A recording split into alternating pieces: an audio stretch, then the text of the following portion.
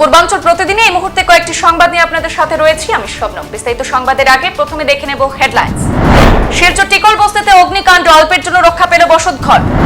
মনোনয়নপত্র জমা দেওয়ার আগে উদারবন্দের কার্যকর্তাদের আশীর্বাদ কামনা প্রার্থী পরিমল শুক্লবৈদ্যের। কংগ্রেস কর্মীদের ভেদাভেদ না করে একত্রিত হয়ে দলীয় সংগঠনকে মজবুত করার আহ্বান জেলা কংগ্রেসের প্রাক্তন সাধারণ সম্পাদক মাহমুদ হোসেন লস্করের।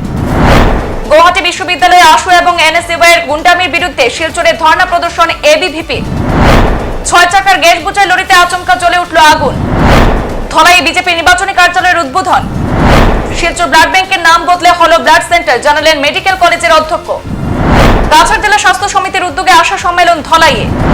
50 বছর পূর্তি উপলক্ষে 5 দিন ব্যাপী হরিনাম সংকীর্তন হবে কৈলাসহরের পানিচৌকি বাজারে।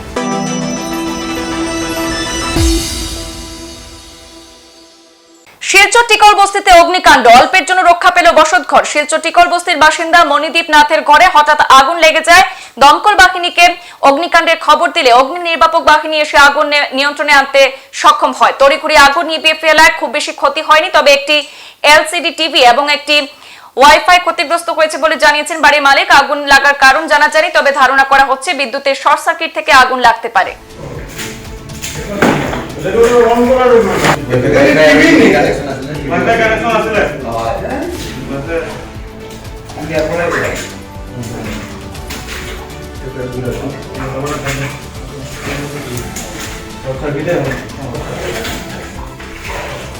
মনোনয়ন জমা দেওয়ার আগে উদারবন্দের কার্যকর্তাদের আশীর্বাদ কামনা করে গেলেন পরিমল শুক্লবৈদ্য। দলীয় কার্যকর্তাদের সাথে সাক্ষাৎ করার উদ্দেশ্যে আজ উদারবন্দে আসেন পরিমল শুক্লবৈদ্য। দলীয় কার্যালয়ে তিনি বলেন, প্রাক্তন উপাধ্যক্ষের দল পরিবর্তনেও শুনাইয়ে কোনো ক্ষতি হবে না। 21-এর বিধানসভা নির্বাচনে আমিনুল পরাজয়ের জন্য পরিমলকে দায়ী করার প্রসঙ্গে পরিমল বলেন, কোন নেতা বিভ্রান্ত হয়ে যখন জনপ্রিয়তা হারান তখন এই ধরনের কথা বলে থাকেন। পরে দলীয় কার্যালয়ে কর্মকর্তাদের সাথে সভায় মিলিত হন শিলচর লোকসভা আসনের বিজেপি প্রার্থী। সবাই শতাধিক কংগ্রেস কর্মী গেরুয়া শিবিরের নাম লিখিয়েছেন। কারণ নির্বাচনের আগে বিভিন্ন দল থেকে মানুষ যারা রাজনীতি করেন বিভিন্ন সময়, সবার হয় না এরকম, একজন থাকে, সব দলেই থাকেন যারা অন্য দলে যোগ দেন। কাজে এক্ষেত্রে আমার বলার কিছু নেই। ভারতীয় জনতা পার্টিতে তিনি যে সম্মান, যে সমাদর পেয়েছিলেন, আমার মনে হয় এটাই ওনার শেষ সম্মান।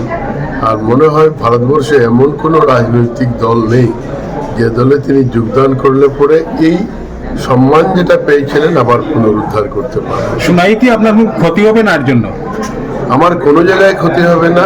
মনে হয় উনার যে মনে মনে সুপ্ত যে রাজনীতি ছিল, এই রাজনীতির প্রকাশ ঘটেছে। কাজে এই ক্ষেত্রে আমার মনে হয় হয়তোবা আমরা লাভবান। গুয়াহাটিতে বিভিন্ন চ্যানেলে উনি আপনার দিকে তীর দেখেছেন, কি বলবেন আপনি উনার হারের জন্য 21-এ? দেখুন, মানুষ যখন বিভ্রান্ত হয়, মানুষ যখন রাজনীতির ময়দানে জনপ্রিয়তা হারায়, কাজেই বিভিন্নভাবে কথা বলে থাকেন। উনি শুনেছি, জানি আমি যে তিনি হজ করেছেন, তিনি হাজি।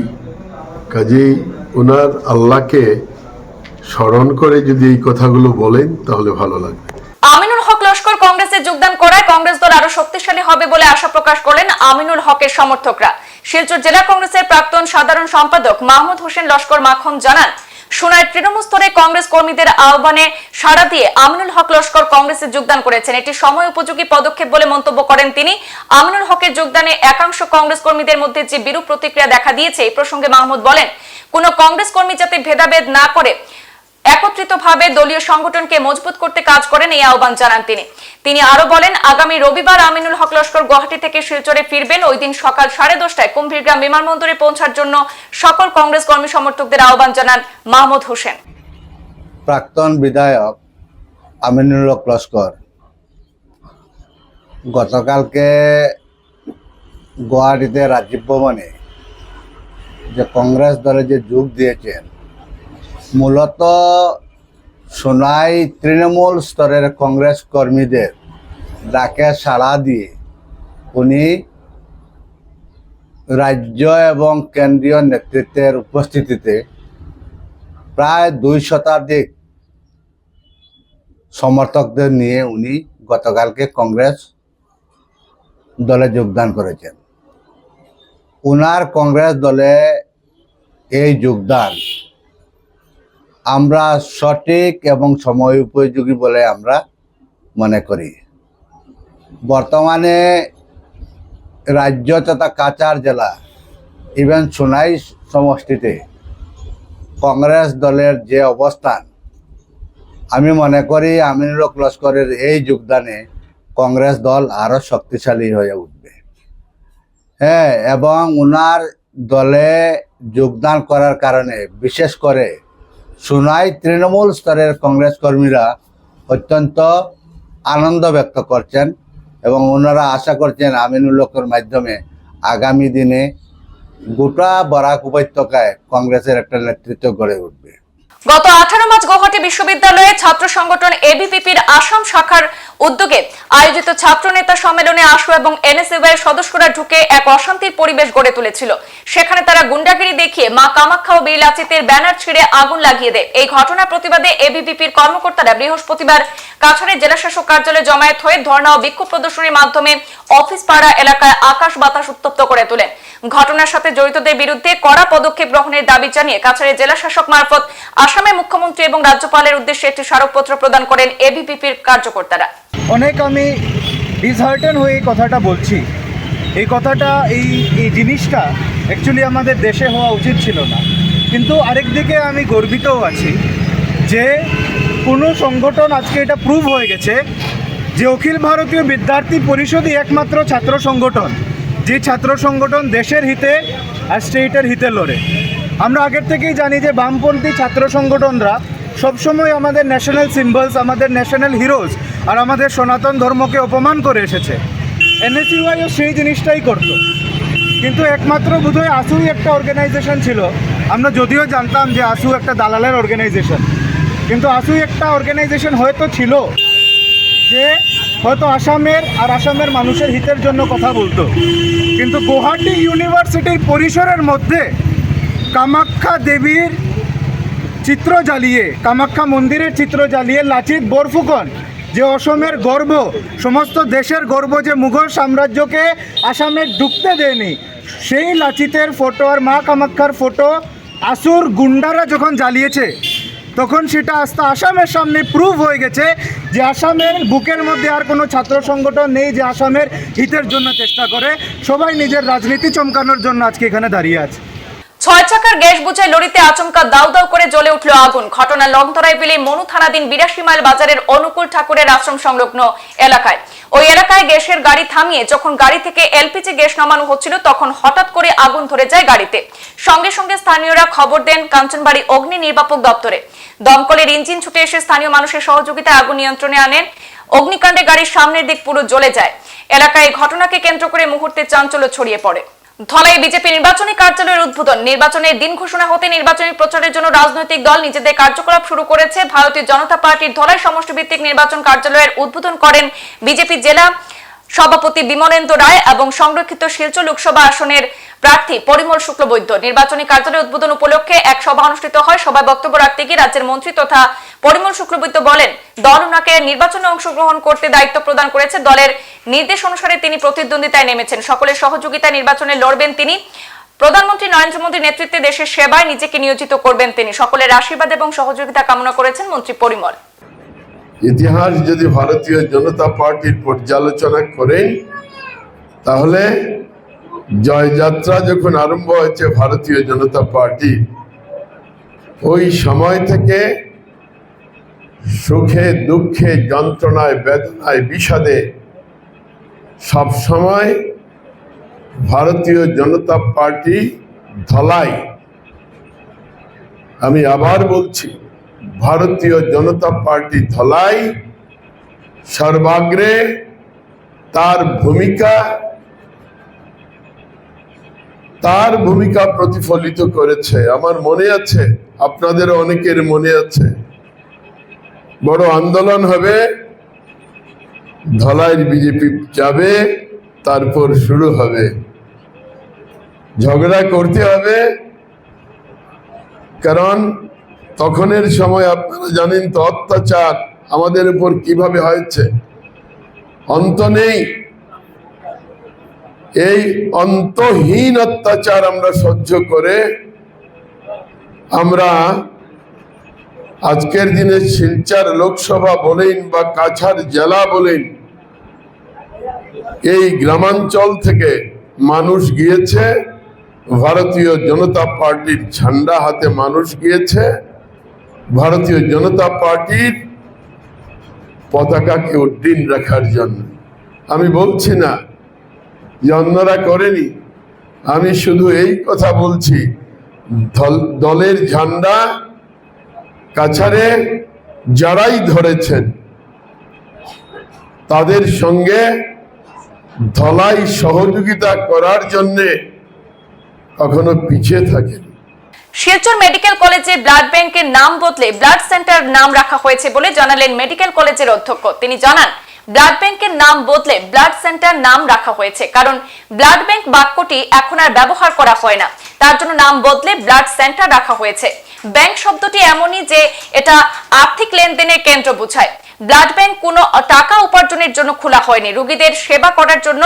সময়ের সাথে সাথে অনেক কিছু বদলে যায়, সেই হিসাবে শিলচর ব্লাড ব্যাংকের নাম বদলে ব্লাড সেন্টার নাম দেওয়া হয়েছে। অধ্যক্ষ বলেন, শিলচর মেডিকেল কলেজের মুখ্য উদ্দেশ্য হলো সংকটজনক রোগীদের রক্ত দেওয়া। শিলচর মেডিকেল কলেজে রক্ত নিতে হলে অনেক ধরনের অসুবিধার সম্মুখীন হতে হয় বলে প্রায় যে অভিযোগ শোনা যায়। এই প্রসঙ্গে অধ্যক্ষের বক্তব্য, রোগীদের ব্লাড নিতে হলে কোনো ধরনের অসুবিধার সম্মুখীন হতে হবে না। তিনি আরো জানান, এই মেডিকেল কলেজে সব ধরনের রোগের চিকিৎসকরা রয়েছেন। আগামী দিনে শিলচর মেডিকেল কলেজের পক্ষ থেকে বিনামূল্যে স্বাস্থ্য শিবিরের আয়োজন করা হবে। না, অ্যাকচুয়ালি ব্লাড ব্যাংক যেটা ছিল, এখন আমাদের টার্মিনোলজিটা চেঞ্জ হয়ে গেছে। ব্লাড ব্যাংক থেকে এটা এখন ব্লাড সেন্টার হয়ে গেছে। অ্যাকচুয়ালি ব্যাংক শব্দটা এমন একটা জিনিস, এটা একটা মানে যেখানে বোঝায় যেখানে কোনো ফাইন্যান্সিয়াল বেনিফিট আছে। তো ব্লাড ব্যাংক ট্রুলি স্পিকিং এটা তো কোনো বেনিফিট পাওয়ার জন্য না, এটা তো রোগীকে সার্ভিস প্রোভাইড করার জন্য।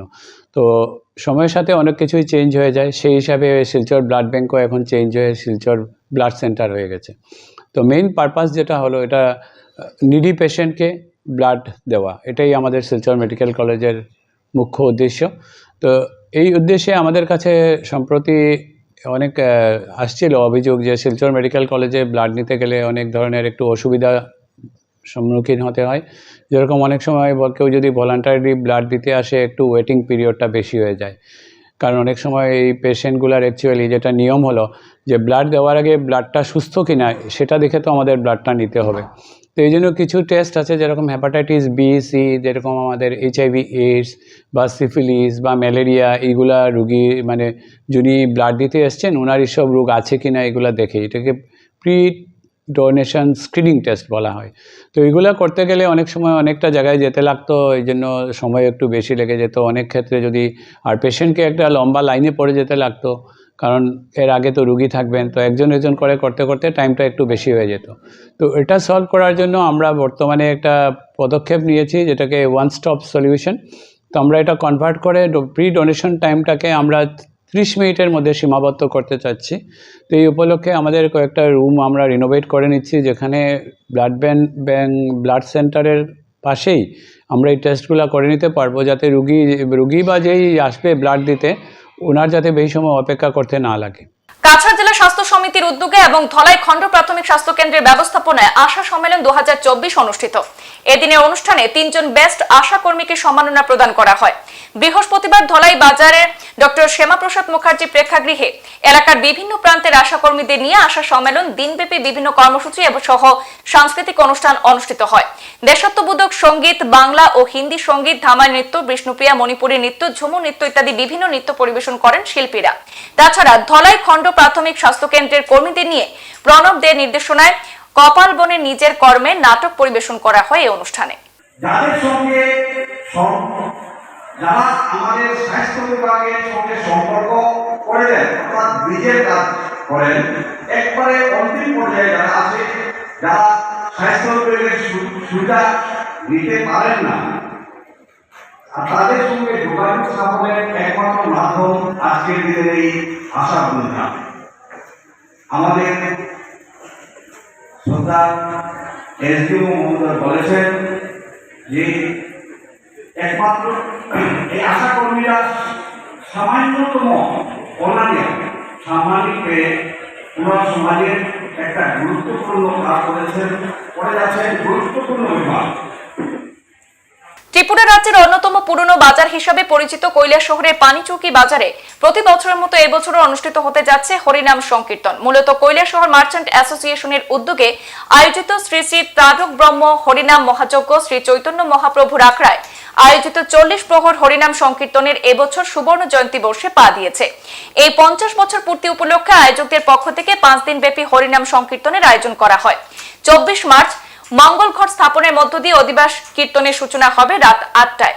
সেদিন বিকেলে 4টা থেকে বর্ণাঢ্য শোভাযাত্রা শহরের রাজপথ পরিক্রমা করবে। এ নিয়ে বৃহস্পতিবার বিকেলে বাজারের চৈতন্য মহাপ্রভুর আখড়ার নাথ মন্দিরে সাংবাদিক সম্মেলন করে বিস্তারিত জানিয়েছেন আয়োজক কমিটির সদস্যরা। শ্রী শ্রী চৈতন্য মহাপ্রভু আখড়া পানিচৌকি বাজার কৈলাসহর প্রতি বছর তারক ব্রহ্ম হরিনাম অনুষ্ঠিত হয়। এবছর 50 বছর পূর্তি। এই 50 বছর পূর্তি উপলক্ষে আমরা বিভিন্ন কর্মযজ্ঞের আয়োজন করেছি। আগামী 24শে মার্চ বিকাল 4 ঘটিকায় মঙ্গলঘট আনয়ন উপলক্ষে এক শোভাযাত্রা অনুষ্ঠিত হবে। এই শোভাযাত্রা শহরের রাজপথ পরিক্রমা করে মনু নদী থেকে জল নিয়ে আবার আমরা আখড়ায় আসব এবং রাত্রে 8 ঘটিকায় অধিবাস কীর্তন অনুষ্ঠিত হবে। পরবর্তী 5 দিনব্যাপী নামযজ্ঞ অনুষ্ঠান অনুষ্ঠিত হবে এবং 29 তারিখ মহাপ্রসাদের আয়োজন করা হয়েছে। এই নামযজ্ঞ অনুষ্ঠানে আমাদের পার্শ্ববর্তী দেশ বাংলাদেশ এবং পার্শ্ববর্তী রাজ্য পশ্চিমবঙ্গ থেকে এবং আমাদের রাজ্যের নামী কীর্তনিয়া দল অংশগ্রহণ করবে। আমরা কৈলাসহরের সর্বাংশের ধর্মপ্রাণ মানুষকে এই নামযজ্ঞ অনুষ্ঠানে অংশগ্রহণ করবে কীর্তন শ্রবণ করার অনুরোধ করছি এবং 24 তারিখ যে র্যালির আয়োজন করা হয়েছে, যে শোভাযাত্রার আয়োজন করা হয়েছে, এই শোভাযাত্রায় অংশগ্রহণ করে এই অনুষ্ঠানকে সাফল্যমণ্ডিত করার অনুরোধ করছি। সংবাদ এই পর্যন্তই। ফিরছি পরবর্তী অন্যান্য আপডেট নিয়ে, সাথে থাকুন। ধন্যবাদ।